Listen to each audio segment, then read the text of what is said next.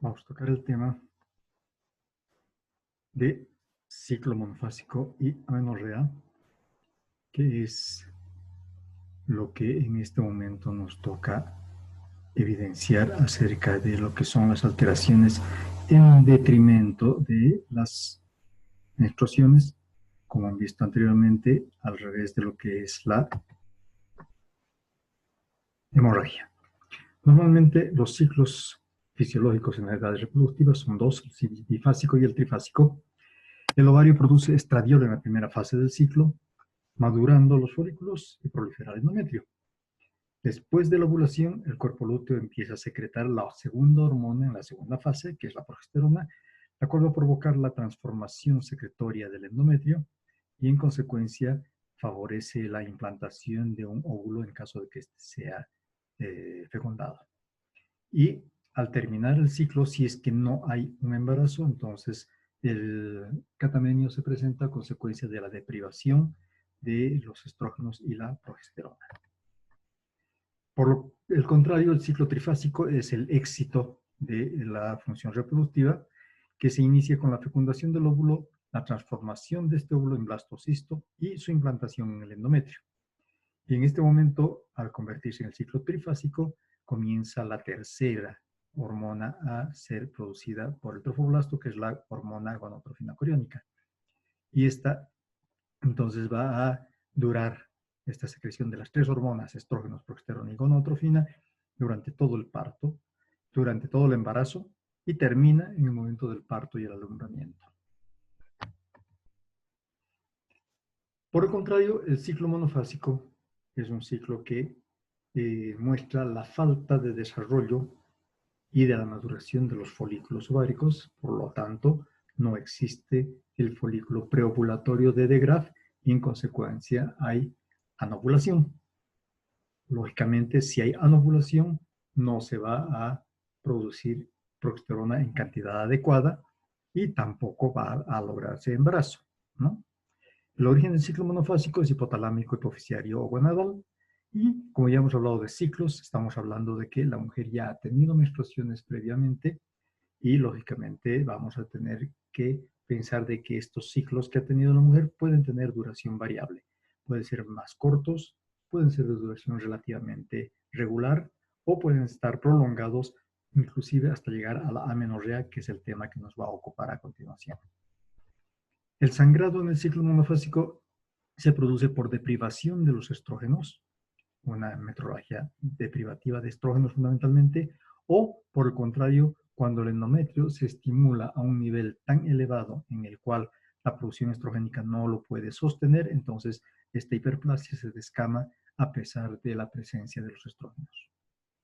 Y como hemos dicho que estas mujeres ya han tenido ciclos, generalmente el desarrollo físico y de los caracteres sexuales secundarios es de características normales.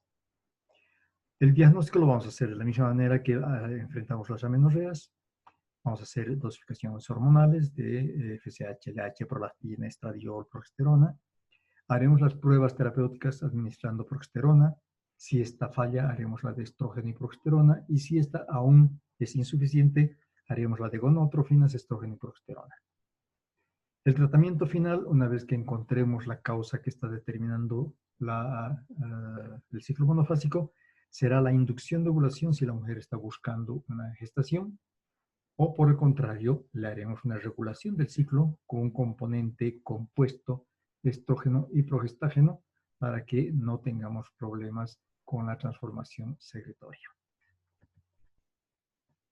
Entrando al tema, entonces veremos que amenorrea es la ausencia de menstruación, que puede ser primaria, cuando hablamos de que no se ha presentado después de una edad promedio en la que debería presentarse la primera menstruación, o menarca, o cuando se interrumpe por un tiempo prolongado. Hay muchas clasificaciones, todas ellas son complementarias entre sí y pueden llevar un poco de confusión, pero son absolutamente necesarias. Y vamos a ver una que es la más básica, que nos habla de tres tipos de amenorrea. Una amenorrea fisiológica, que es solamente en tres circunstancias: la prepuberal, la que se presenta durante el embarazo y la lactancia, y la postmenopáusica. Hay algunas amenorreas que, sin ser patológicas, nosotros sabemos de que van a producirse estos efectos cuando administramos algún tipo de medicamento, ¿no? Y entonces puede ser que busquemos causar la amenorrea, por ejemplo, en el tratamiento de la endometriosis por el danazol o por los agonistas de hormona liberadora gonadotrofina, ¿no? O cuando por efecto secundario de un anticonceptivo de depósito como el Depo-Provera, el implante subcutáneo o el DIU liberador de levonorgestrel, va a ocasionar una amenorrea. Pero sabemos que esta no está causando daño a la mujer, por lo tanto se considera no patológica. Y las otras amenorreas son consideradas patológicas, las que son ocasionadas por iatrogenia y las otras causas que pueden ser tumorales, enzimáticas, pueden ser de distintos tipos, como vamos a ver un poco más adelante. La otra clasificación nos habla de la amenorrea de acuerdo al tiempo de presentación, el momento de su presentación, y decimos que la amenorrea es primaria cuando la mujer no ha iniciado sus menstruaciones hasta los 18 años, si es que tiene desarrollo de caracteres sexuales secundarios. Esto es para nuestro medio. Esto, sin embargo, en países de primer nivel, como Estados Unidos o en toda Europa, su límite lo han bajado a 16 años. O hablamos también de amenorrea primaria cuando la mujer que no ha tenido desarrollo de caracteres sexuales secundarios hasta los 16 años no ha presentado su primera menstruación. En Norteamérica y Europa esta edad baja a los 14 años. Sin embargo, nuestro país se está aproximando ya a niveles de vida parecidos a los de países de primer nivel que están más cercanos a nosotros y lógicamente no podemos ser tan precisos en este requerimiento de la edad. La amenorrea secundaria es cuando una mujer que tiene menstruaciones regulares los pierde por 3 o más meses. O si estos ciclos son irregulares, se los pierde después de 6 meses. Entonces hablamos recién de amenorrea secundaria. Hay una tendencia de que debería hablarse de retraso de 6 meses a pesar de que la mujer tenga ciclos regulares. Antiguamente se decía que la amenorrea primaria era la amenorrea severa, grave o irreversible y la secundaria era la leve o solucionable. En la actualidad sabemos de que la definición de primaria o secundaria no define la severidad o la reversibilidad del cuadro. Solo nos está hablando de la edad a la que ha actuado el motivo que ha ocasionado la amenorrea. Otra clasificación es por su origen. Puede ser una amenorrea de causa anatómica, generalmente las alteraciones müllerianas que pueden ser congénitas o algunas adquiridas. Las de origen ovárico, por déficit en la producción de hormonas o de ovulación, la ovulación crónica, como hemos visto al principio. De origen hipotálamo hipoficiario, cuando hay alteraciones, tumores o enfermedades a nivel de estos órganos. Y finalmente tenemos las amenorreas que pueden tener un origen extragenital, porque la producción hormonal de las hormonas, especialmente las tiroideas y las suprarrenales, sus hormonas precursoras son muy parecidas a las gonadotrofinas ginecológicas porque comparten la misma subunidad alfa y en consecuencia la subunidad beta que les da la especificidad no siempre es la que más actúa, actúan las dos subunidades. En consecuencia, si hay alteraciones a nivel de estos otros órganos, lógicamente vas a tener también alteración en la producción de sus hormonas precursoras y estas van a tener acción sobre el ciclo menstrual de nuestras mujeres. La otra clasificación, que es bastante parecida a la que vamos finalmente a utilizar, es por la etiopatogenia. Y tenemos entonces, en primer lugar, un síndrome de anovulación crónica que puede ser central o periférica. Cuando hablamos de central, hablamos de lo que está sucediendo a nivel del hipotálamo o en el sistema nervioso central o en el hipotálamo y la hipófisis. Y todos estos datos que están viendo ustedes acá los vamos a volver a mencionar en el siguiente acápite. Entonces, hipotálamo, hipófisis, vamos a ver el síndrome de Kallmann, los tumores de la hipófisis, los extracelares, el craniofaringioma, los prolactinomas, etc. Las enfermedades como la sarcoidosis, la enfermedad de Hanschüller-Christian, la tuberculosis, etcétera, etcétera, que vamos a verlos también en el siguiente proceso de clasificación. El síndrome De origen periférico nos habla de los de origen ovárico, el síndrome de ovario poliquístico, el que más frecuentemente vamos a enfrentar. Alguna vez vamos a tener la posibilidad de ver la hiperplasia suprarrenal congénita clásica de inicio tardío, que nos va a dar trastornos de retraso menstrual hasta la amenorrea, y los tumores que pueden ser secretores de hormonas tanto femeninas como masculinas, que dependan de los ovarios o de las suprarrenales. Y en las suprarrenales vamos a ver también el síndrome de Cushing, vamos a ver las alteraciones propias del envejecimiento, qué pasa con la obesidad, qué pasa con la pérdida excesiva de peso y las disfunciones de otros órganos, como hemos dicho, que la disfunción tiroidea. Y en algunos casos tenemos un trastorno a nivel de la secreción de globulina ligadora de hormonas que tiene una falla en el transporte de estas hormonas a nivel del torrente sanguíneo. Seguimos por su etiopatogenia y hablamos de la segunda parte de las periféricas. Tenemos el fallo ovárico, que puede ser una disgenesia gonadal, una falla ovárica prematura. Tenemos el síndrome de ovario resistente. Tenemos las causas también anatómicas y obstructivas, que las vamos a volver a mencionar un poco más adelante. Entonces, con todo este enredo que puede darnos la clasificación, es mejor separar a las amenorreas en las mujeres que tienen desarrollo de caracteres sexuales secundarios y las que no tienen caracteres sexuales secundarios desarrollados. En este último caso, vemos de que la mujer no ha estado expuesta a la acción de los estrógenos desde que era niña, o, por el contrario, tiene resistencia intrínseca a la acción de los mismos. Puede ser inmunológica o puede ser de tipo de falta de desarrollo de los receptores adecuados. Entonces, vamos a hablar en este primer grupo de la amenorrea primaria sin desarrollo de caracteres sexuales secundarios, en los cuales tenemos dos grupos a su vez. El hipogonadismo, que quiere decir que no hay desarrollo de caracteres sexuales secundarios, hipergonadotropo, cuando existe una producción exagerada de gonadotrofinas, que la vamos a medir por la dosificación de FSH. Entonces, ¿qué es lo que sucede? Que la falla está a nivel de los ovarios. Esto, al no estar produciéndose una cantidad adecuada de estrógenos, ocasiona por feedback negativo elevación de las gonadotrofinas. Y en el laboratorio vamos a medir la FSH, que es la más constante en sus mediciones, y la vamos a encontrar por encima de los 40 miliunidades por mililitro.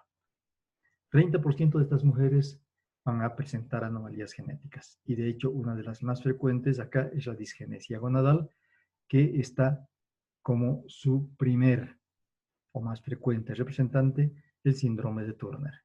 Estas son mujeres que tienen una malformación cromosómica en la cual no existe uno de los cromosomas sexuales femeninos. Por lo tanto, su composición cromosómica es 45X0. Estas mujeres tienen una talla relativamente corta, tienen una envergadura que es mayor a su talla. Envergadura es la distancia entre ambas puntas de los dedos con los brazos abiertos, ¿no?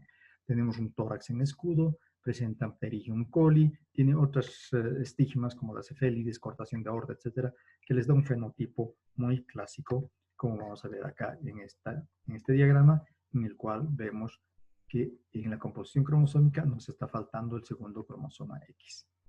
Y tenemos todas estas alteraciones que pueden estar pareciendo muy clásicas en estas mujeres, pero hay que recordar de que hay mujeres que tienen mosaicos Turner y lógicamente todas estas características tan clásicas no se las ve con tanta definición, ¿ya? Pero lo que llama la atención, habíamos dicho, es el hipertelorismo, la separación de los pezones, muy bajo desarrollo mamario, no hay vello pubiano, no hay vello axilar, ¿no es cierto? No hay caracteres sexuales secundarios, ¿no? Vamos a ver que el cuarto metacarpiano es muy cortito.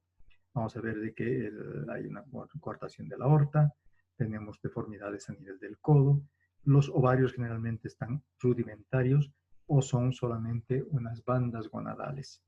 Y entonces esto nos muestra de que existe poca producción de estrógenos. Y desde luego, al no haber producción estrogénica, no vamos a tener desarrollo tanto del útero de forma adecuada como del endometrio. Otras enfermedades del mismo grupo son las anomalías del cromosoma X. Y aquí tenemos las disgenesias gonadales puras, como son los hermafroditas cromosómicos 46XX, 46XY, con bandas gonadales que no producen ni estrógenos ni testosterona en cantidades suficientes. Tenemos otras alteraciones del cromosoma X, como las supresiones parciales, y tenemos los mosaicos de todas estas características que hemos estado mencionando hace un rato. En la parte enzimática encontramos una deficiencia en una hormona que se llama la 17-alfa-hidroxilasa en mujeres 46XX en su composición cromosómica, que se presenta en algunos casos de hiperplasia suprarrenal congénita. Otras alteraciones enzimáticas son la galactosemia y el déficit de 17-20-desmolasa, que interfieren en la producción y en la fabricación de los estrógenos. Tenemos otro tipo de insuficiencias ováricas, por ejemplo, la insuficiencia ovárica prematura o falla ovárica prematura, que se puede presentar por radiaciones que pueden darse a niñas muy pequeñitas, por ejemplo, o quimioterapia con alquilantes, especialmente las chiquillas que han tenido la desgracia de sufrir un tumor de Wilms, ¿no? Tenemos insuficiencias ováricas de tipo autoinmune, de tipo infecciosa o de tipo tumoral. Y tenemos este síndrome que se llama de resistencia ovárica a las gonadotrofinas, en el cual el ovario no tiene receptores adecuados para poder ser estimulado por FSH y LH, y en consecuencia no hay desarrollo de los folículos. Esto también se va a denominar el síndrome de Savage. El otro grupo de las amenorreas primarias sin desarrollo de caracteres sexuales secundarios se llama el hipogonadismo hipogonadotropo, en el cual el hipotálamo no descarga la hormona liberadora de gonadotrofinas, o existe algún trastorno a nivel de la hipófisis que disminuye o altera la liberación de las gonadotrofinas. Y aquí vamos a encontrar entonces de que la hormona que nos va a liderar, digamos, el diagnóstico, la FSH, la vamos a encontrar a niveles que o son no detectables y hasta un máximo de 5 miliunidades por mililitro. Afortunadamente, la situación en la cual más frecuentemente nos vamos a ver involucrados en nuestro medio es lo que se denomina el retraso fisiológico, entre comillas, o retraso constitucional sería más apropiado, que son mujeres que tienen retardo del desarrollo físico, que afortunadamente es temporal solamente y en poco tiempo se van a poder igualar. Esto sucede mucho en nuestras mujeres del altiplano y hay el antecedente familiar de que la mamá, las hermanas han tenido el mismo problema y que después de un tiempo, después de los 18 años, empiezan a desarrollar con toda normalidad. Y por ello no hay que asustarse de primera instancia.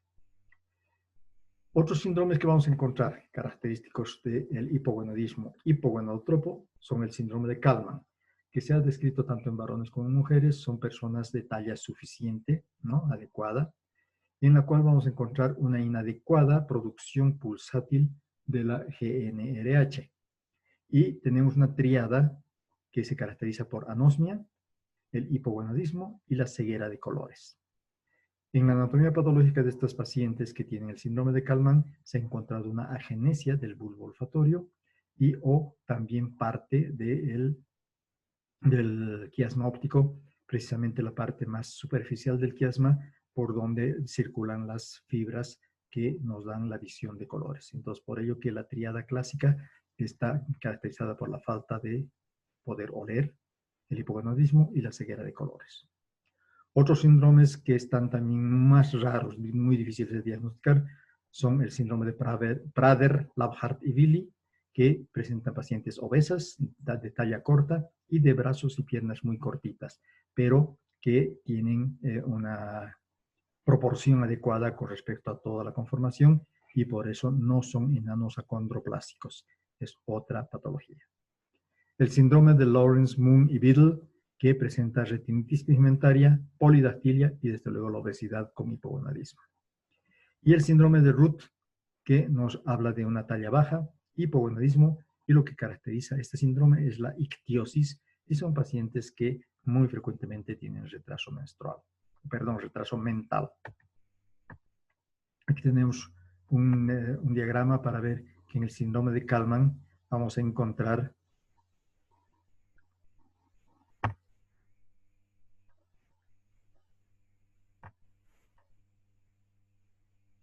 la hipófisis posterior, hipófisis anterior, ¿ya?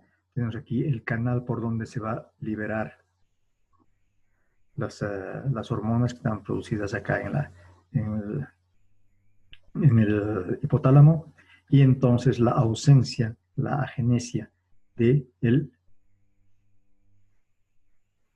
bulbo olfatorio nos va a alterar entonces la producción, la liberación, el transporte de la GnRH en dirección hacia la hipófisis. Estos son tumores dependientes de la hipófisis o son tumores externos. El craniofaringioma es un tumor extracelular, fuera de la silla turca. Esta es la silla turca y aquí tenemos el tumor, ¿no? Y aquí tenemos entonces el quiasma óptico y tenemos también el tumor en un diagrama. Entonces, vamos a ver de que en el hipogonadismo hipogonadotrópo, la alteración a nivel de hipotálamo o hipófisis pueden ser tumores, como el craniofaringioma, el supracelular, que va a provocar un aumento en la prolactina porque se va a inhibir la producción del factor inhibidor de prolactina, que es la dopamina. La disfunción hipotálamo-hipofisiaria, que pueden ser por enfermedades infiltrativas, como la enfermedad de Hans-Schüller-Christian o histiocytosis de Langerhans. La diabetes insípida, que va a infiltrar el núcleo supraóptico del hipotálamo, el cual no va a permitir la fabricación de la FSH. Y las deficiencias enzimáticas, como el déficit de 5-alfa reductasa, que no permite la producción de LH.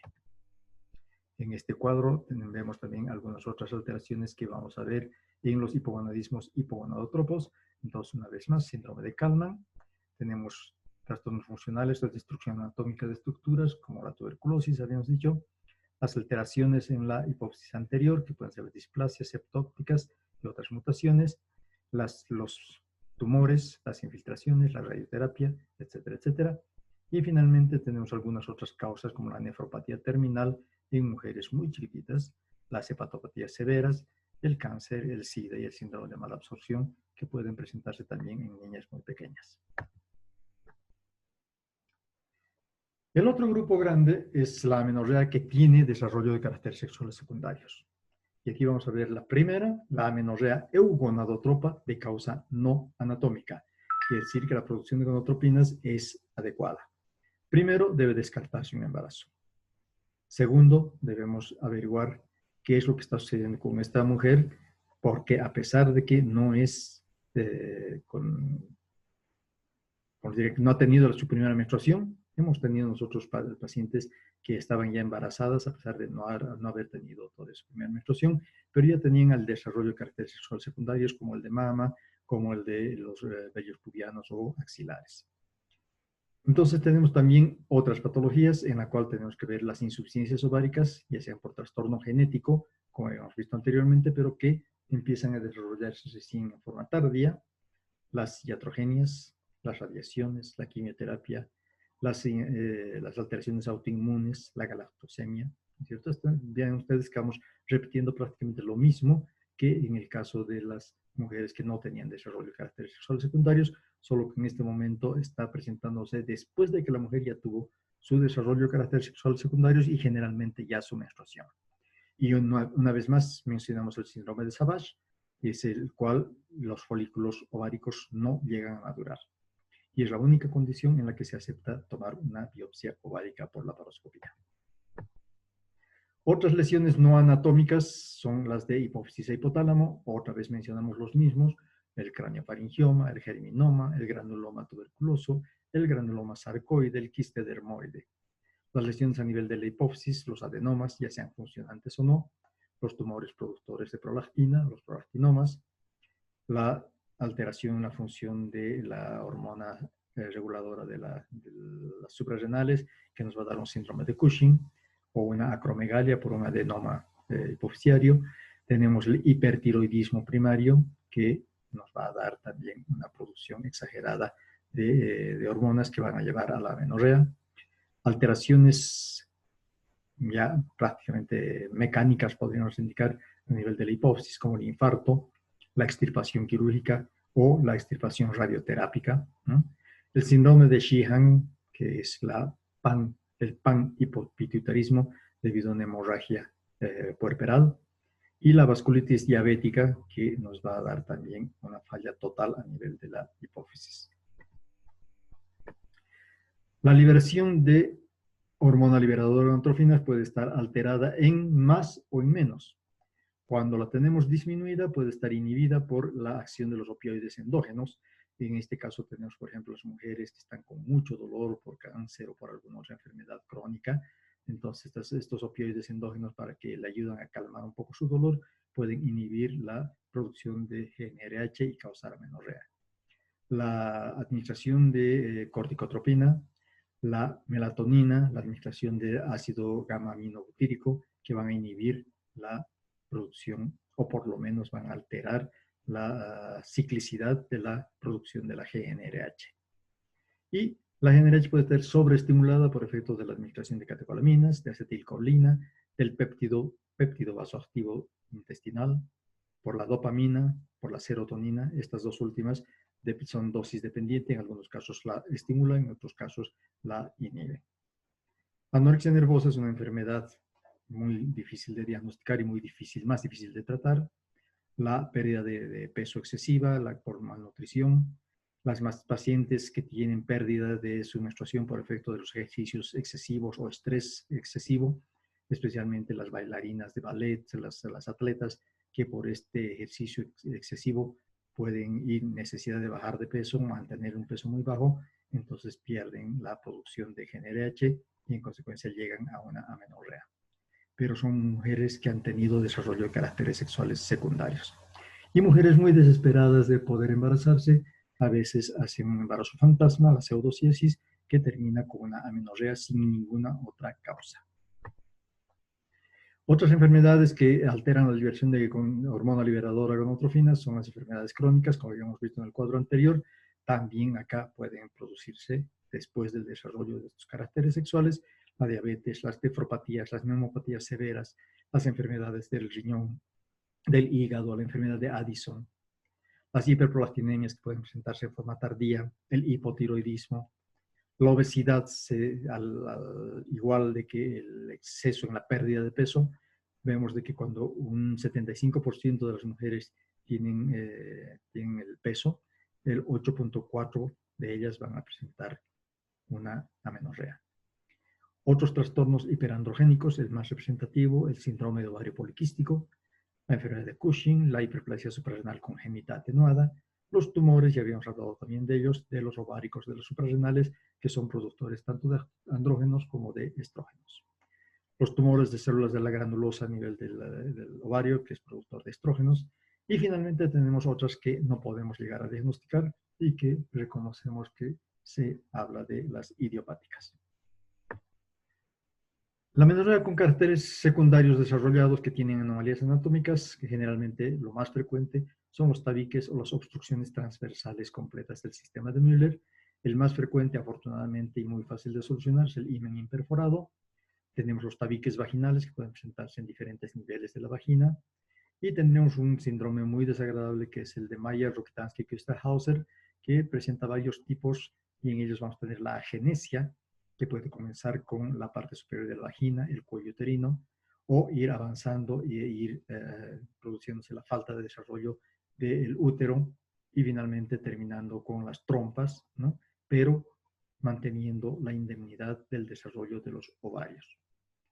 Tenemos otro que son los síndromes de insensibilidad a los andrógenos, que puede ser completo o parcial, y aquí estos son en realidad varones porque tienen una composición cromosómica 46XY, en las cuales sus órganos efectores no reciben a los andrógenos, no pueden actuar ellos allá, y por lo tanto estos varones empiezan a desarrollar en sentido femenino, con desarrollo mamario, con una talla adecuada, pero vamos a encontrar de que no tienen desarrollo de vello ni pubiano ni vello axilar.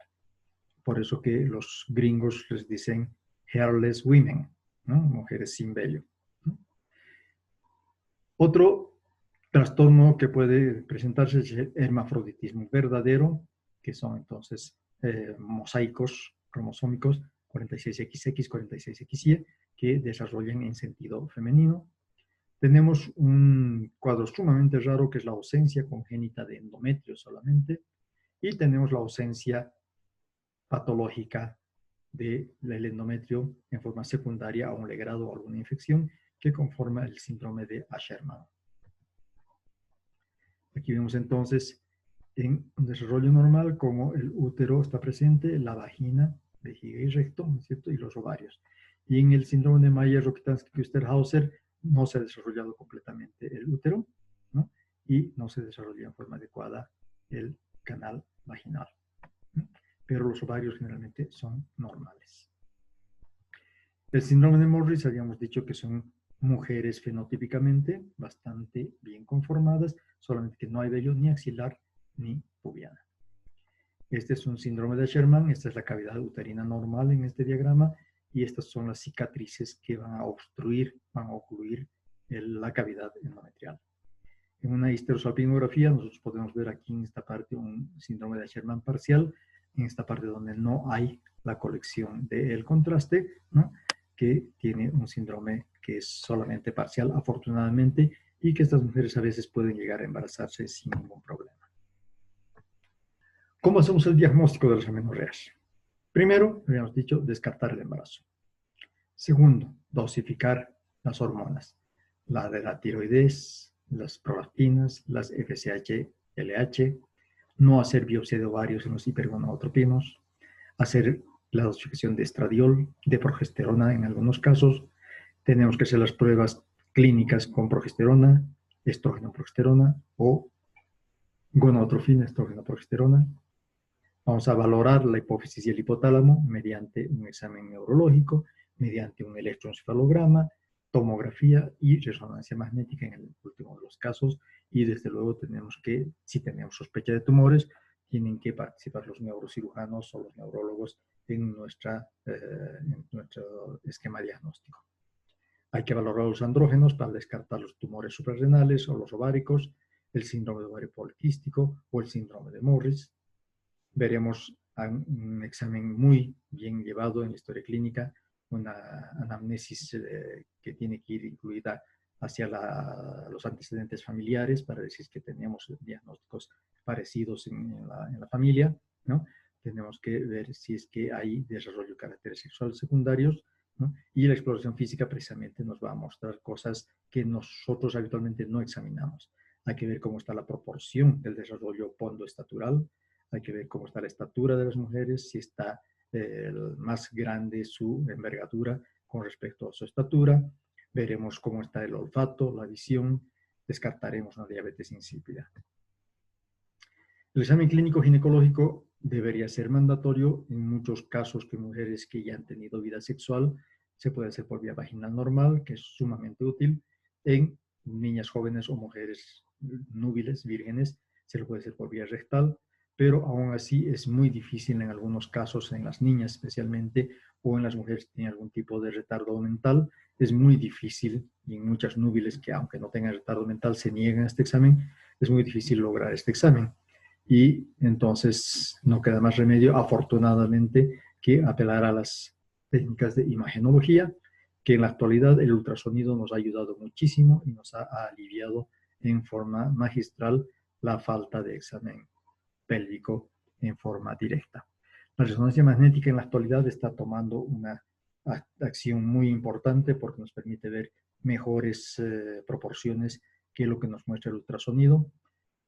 La histerosalpingografía en los casos de amenorrea en las mujeres que ya tienen relaciones sexuales es de suma utilidad, y en los casos en que sospechemos algún tipo de cromosomopatía debemos hacer radiología para detectar alteraciones renales y esqueléticas que suelen acompañar estas cromosomopatías, y también al síndrome de Mayer-Rokitansky-Küster-Hauser. Entonces, si tenemos hipogonadismos, deberemos calificar cómo está la dosificación de FSH. Si encontramos una dosificación elevada, tenemos que descartar el Turner y otras disgenesias mediante una determinación del cariotipo.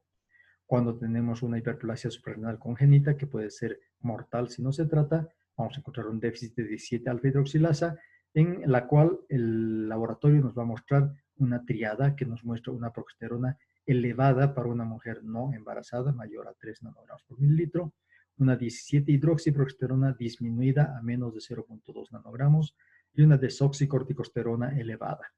Esta última, si es que no se trata, entonces lógicamente puede causar la muerte de estas mujeres. Por el contrario, si tenemos un hipogonadismo hipogonadótropo, vamos a encontrar que la FSH está por menor a 5.000 unidades por mililitro y en consecuencia tenemos que investigar qué es lo que está sucediendo en el sistema nervioso central, hipotálamo e hipófisis, mediante examen clínico, examen neurológico, examen imagenológico para buscar tumores y estas otras lesiones. ¿Cómo vamos a tratar a estas mujeres? Generalmente vamos a iniciar el tratamiento en las mujeres hipogonádicas con la administración de estrógenos, ¿no? Ya sean estrógenos equinos conjugados o estradiol a dosis muy bajas para que no se osifiquen los cartílagos de conjunción de crecimiento y en consecuencia para facilitarles que todavía puedan desarrollar un poco su estatura. Salvo que la mujer tenga ya la estatura adecuada, en cuyo caso le vamos a dar a dosis normales, entre comillas, terapéuticas de los estrógenos o del estradiol, ¿no? Durante 25 días al mes. Y siempre vamos a darle los últimos 10 a 14 días medroxiprogesterona o algún otro progestágeno para evitar la transformación neoplásica de la estimulación anormal del endometrio. En alguna ocasión hemos visto mosaicos de síndrome de Turner que pueden llegar a embarazarse espontáneamente.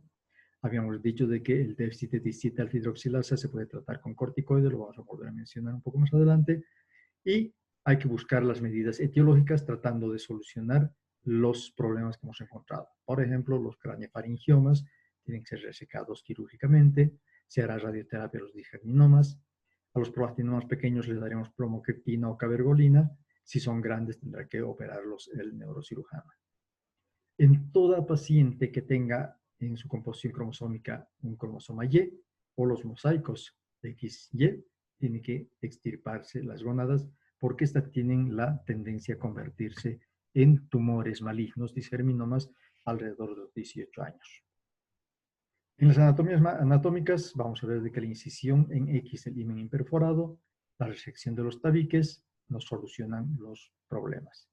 En el síndrome de Rokitansky, lamentablemente, tenemos que hacer en la versión que nos da una agenesia del cuello y de la vagina superior, hay que sacar ese útero porque ese útero que no tiene drenaje solo va a hacer la continuación hacia un hematometra y a un abdomen agudo quirúrgico hemorrágico. Y en consecuencia hay que retirarlo conservando los ovarios y estas mujeres tienen que tener hijos mediante vientre de alquiler, no queda otra alternativa. No se puede fabricar un cuello uterino en estas mujeres porque no tienen tejido para hacer uno de ellos. En algunos casos que la vagina está muy corta, se puede hacer una dilatación progresiva o hacer una técnica de implante de tipo McIndo en estas mujeres de Rokitansky, ¿no? En los síndromes de Morris tenemos que sacar esas gónadas y hacerle tratamiento estrogénico de por vida y transformarlas tanto fisonómicamente como psicológicamente en mujeres.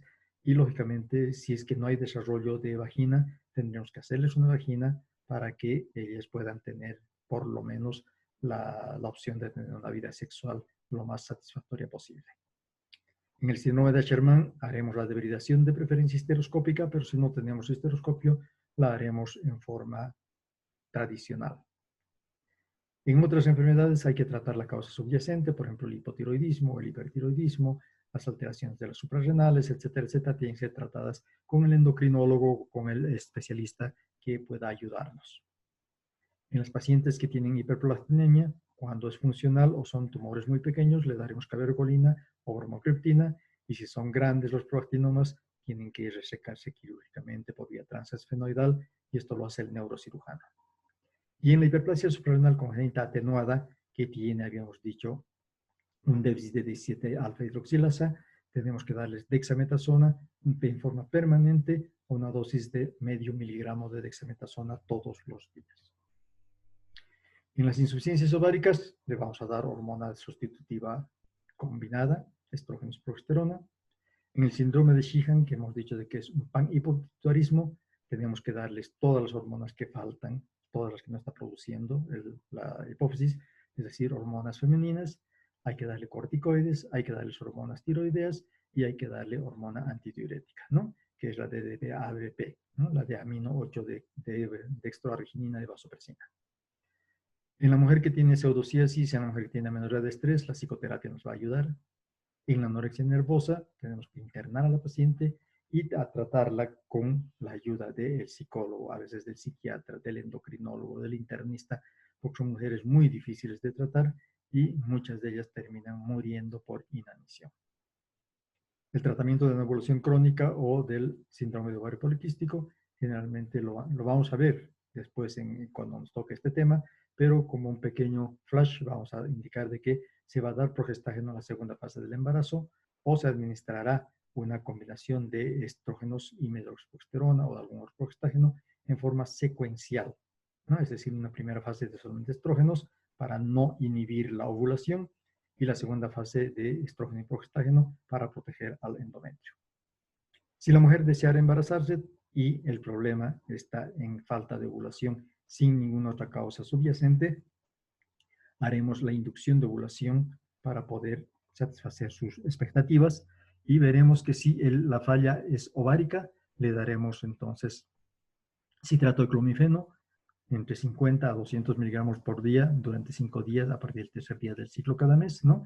Aquí entonces esta falla nos va a mostrar que los estrógenos FSH y prolactina estén normales o que tengamos una inversión de la tasa de FSH-LH en el síndrome de ovario poliquístico. En cambio, en los hipogonadismos, hipogonadotropismos, no se debe dar el clomifeno porque el problema es superior. En consecuencia, a estas mujeres tenemos que darles hormona menopáusica, hormona gonadotrófica menopáusica, a una dosis de 75 a 150 unidades por día intramuscular, entre el 3 a 12avo día del ciclo, y luego hacer estallar el folículo estimulado con gonadotrofina coriónica, y cuando midamos que este folículo ha crecido a unos 20 milímetros.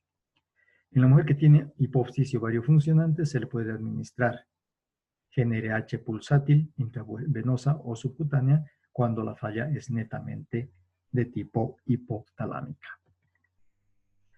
En cualquier caso, deben considerarse las pretensiones de fertilidad de la paciente y, de ser posible o de ser necesario, se debe participar con un equipo multidisciplinario para manejar estas pacientes, que es de hecho muy delicado, porque son mujeres que generalmente han pasado por diferentes consultorios, han recibido diferentes terapias y lógicamente son mujeres que también están afectadas en su psiquis porque realmente no se puede concebir este tipo de terapias que generalmente fallan y lógicamente estas mujeres están predispuestas a la depresión. Muy bien, con esto terminamos el tema. Esperamos sus preguntas o su participación mandando las notas al correo electrónico que tienen en pantalla. Muchas gracias.